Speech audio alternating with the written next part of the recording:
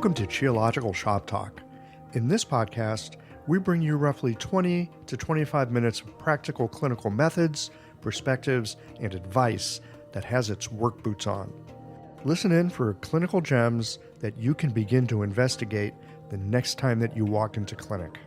Additionally, visit the show notes page for supporting materials from this week's guest on Shop Talk.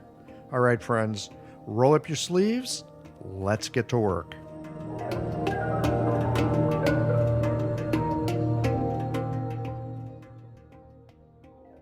This episode of Shop Talk is brought to you by LASA OMS, your clinic's partner in wellness.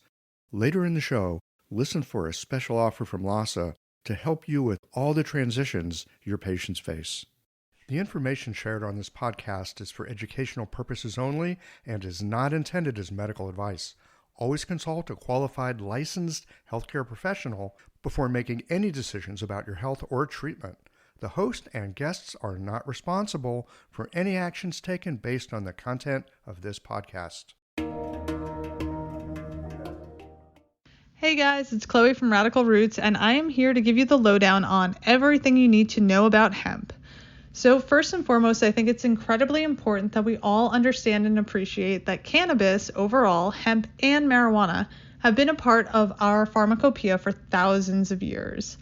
I also think it's really important that as these different herbs start to trend in our society, that we as practitioners who have the most extensive herbal training of any practitioners that I know of in the world at least, that we are the ones who are leading the charge, educating our patients and our communities about how to use herbs safely and effectively.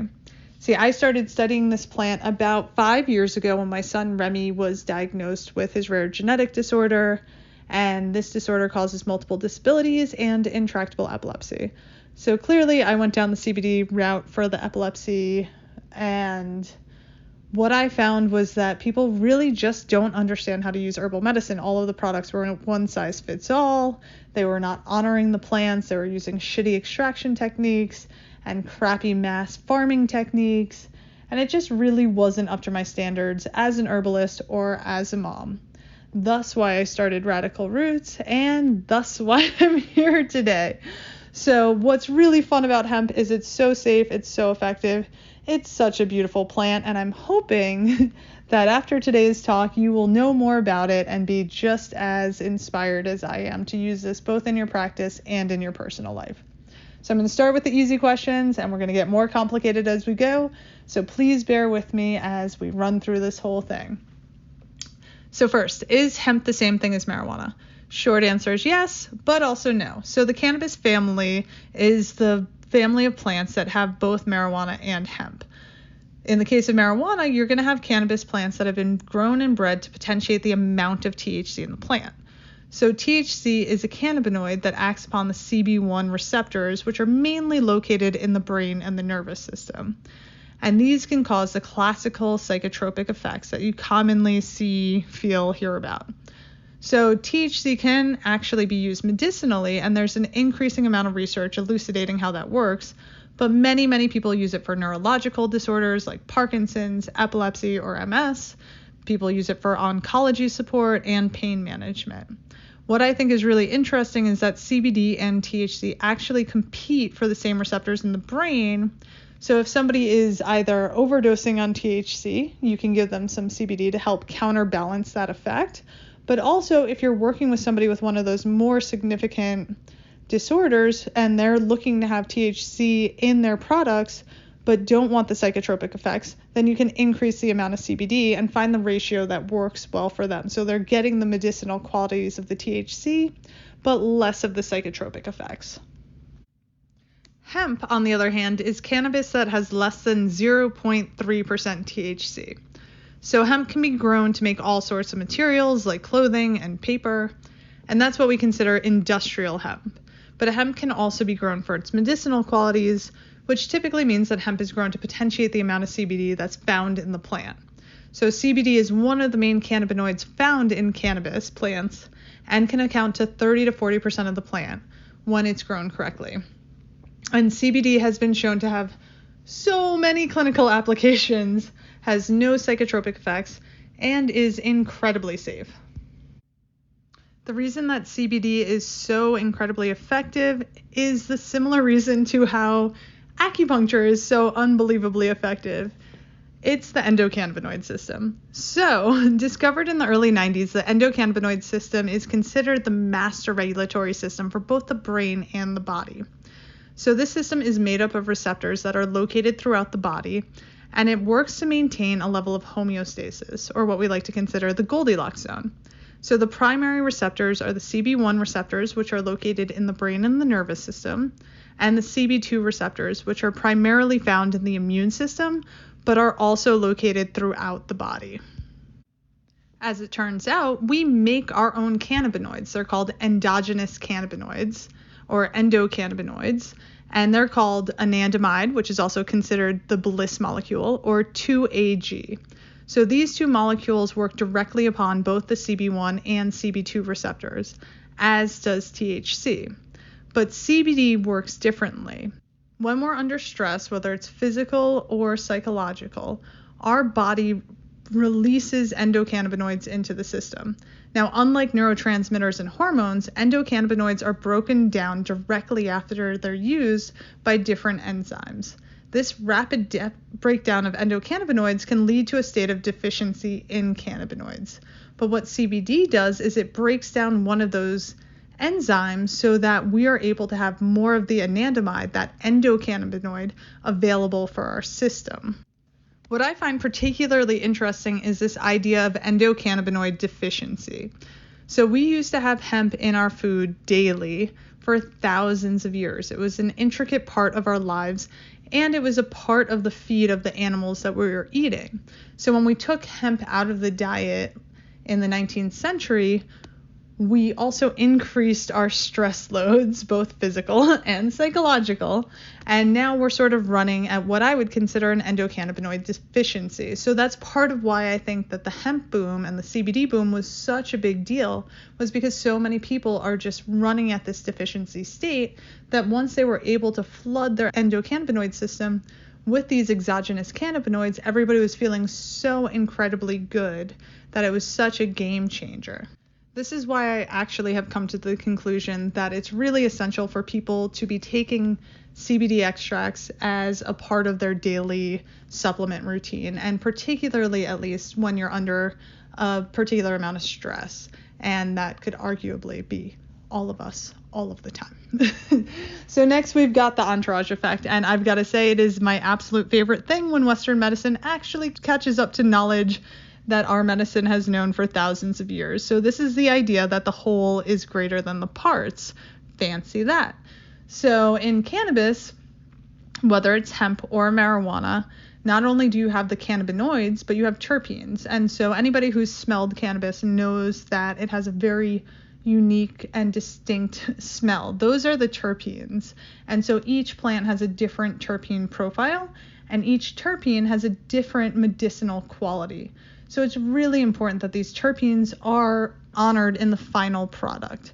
And so not only do we have the cannabinoids and the terpenes, but we've got other phytochemicals that are really essential. And then hemp is also a really highly dense mineral heavy plant. So I think that that's one of the reasons why our products with Radical Roots are so effective, because we use a spagyric processing technique that gets those minerals into the final product, which I think that those are essential for potentiating the healing actions of the herbs. Since cannabis products have had such dramatic and wonderful effects on such a wide variety of conditions, pharmaceutical companies have obviously taken notice. And also I'd like to note that a survey in 2019 showed that almost 50% of people who were able to get on a high quality CBD extract were able to get off of their pharmaceuticals. So let me tell you that there has been no shortage of hoops for me to jump through as an owner of a CBD company that is trying to put out good herbal medicine and educate and empower people around their choices when it comes to health.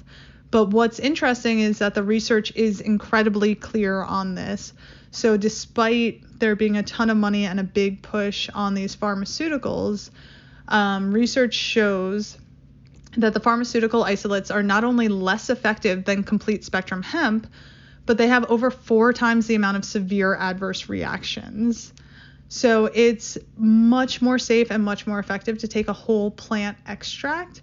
And also, I have talked to pharmacists who are experts in this field who have said that it's also much safer to take the whole plant extracts in combination with different pharmaceuticals, much less of a chance of a significant reaction. Next, the quality of your product is essential. So hemp is what we would consider a hyperaccumulator. So that is incredible. It means that hemp is actually able to draw toxins from the environment. It also potentiates topsoil. I mean, it's really miraculous the ways in which this plant can not only heal us as humans and our pets, but it can also really, truly help heal our planet in such a beautiful, beautiful way when it's grown respectfully. That being said, if you're getting a product that is not organically grown or that does not have testing for heavy metals, pesticides, etc., then you're going to get that in the final product. So first and foremost, please make sure that you're working with a company that you know is doing that appropriate testing.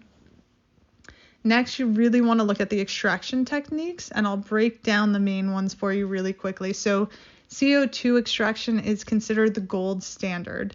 And CO2 extraction creates a very clean product, and it extracts a high amount of cannabinoids per pound. Unfortunately, CO2 is a liquid gas and only extracts the non-polar chemicals. That means that it's not very effective at preserving the terpenes and some of the other phytochemicals, and it's also not water soluble. Next, we've got an ethanol extraction, which is generally the best way to go. So an ethanol extraction can be great because it extracts not only the non-polar chemicals, but also the polar components as well. But the main concern is making sure that they're using organic products and there are minimal amounts of the residue at the end of the process. So what we use at Radical Roots is spagyric extraction, and it's also what my friend Fiona uses for bioherbology, and she is brilliant and her products are amazing. But this ancient alchemical extraction technique uses organic grape ethanol, and we use that to extract the essence of the hemp and the Chinese herbs that we put in our products. So this creates a tincture of all the terpenes, the cannabinoids, as well as all of the phytochemicals in the herbs and the hemp. From there, the hemp and the herbs are burned at high temperatures for 6 to 8 hours. From the ashes, water is used to reconstitute the mineral and salt components of the plants and add them back to the tincture. It is so cool to watch. Please check it out on our social media. So from a spiritual perspective, we are joining the body and the spirit. And from a chemicals perspective, we're adding back the salts and minerals that are so important to create cofactors to help the plant be more effective in its healing functions. So it's really whole plant medicine. My last tip is I would just keep an eye out for products that have incredibly high levels of CBD per bottle, unless the price point accounts for it. So many people are just using a small amount of complete spectrum hemp extract, and then they're getting very cheap CBD isolates and dumping that in the bottle so that they're able to say that they have a high CBD count. They're able to say that they have complete spectrum extracts, but most of it is very cheap and poorly effective CBD isolate. And it appears that I've run out of time, so I'm going to stop yabbering, but I have so much more information for you. So check out my interviews with Michael and previous episodes of Cheological. Feel free to follow us on radicalrootsherbs.com and holler with any questions. It's truly such an incredible honor to work with other practitioners. Truly, I'm so grateful for your support, and I wish you nothing but the greatest success in your practices. You guys are all my heroes. Have a wonderful, wonderful day. When you're looking for herbs, tools, and supplies to guide your patients through life's transitions, you need quality you can trust. Lhasa OMS offers an unmatched selection of acupuncture needles for every style, herbs from all your favorite manufacturers, and everything else you need to run your clinic with confidence. Visit LhasaOMS.com to source the herbs and other supplies featured in this series. Use the code FERTILE15 for 15% off your next purchase at LhasaOMS.com. Some exclusions apply. See website for details. That's it for this episode of Shop Talk. Did you learn something that brought a patient to mind? Don't keep a good thing to yourself. Share it with a friend. They'll be happy that you did. And tune in again for our next episode of Shop Talk.